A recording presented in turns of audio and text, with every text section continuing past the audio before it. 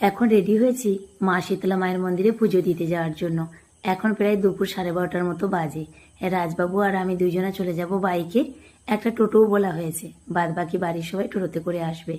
তো আমি ভাবছিলাম কতটা কি ভিড় হয়েছে, এসে দেখছি খুব একটা এবছর ভিড় নেই এখন।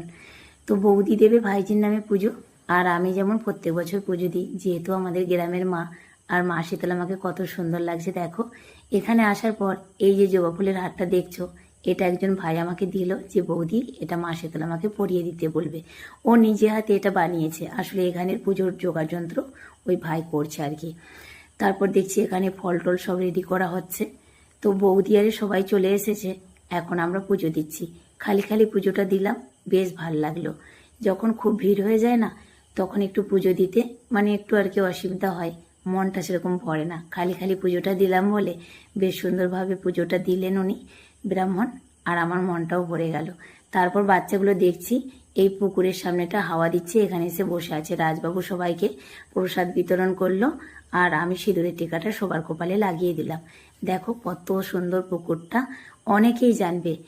এইখানে না আমাদের যে মা শীতলা মা, ইনি সর্বব্যাধি থেকে মুক্ত করে মানুষকে।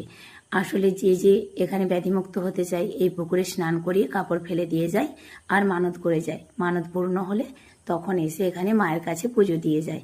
এইটা হচ্ছে মা পূর্ণাবরী আমাদের মন্দিরে মায়ের নাম এটা আর কি। তো যাই হোক, এখন বাড়ি চলে এসেছি, আজকে আসি।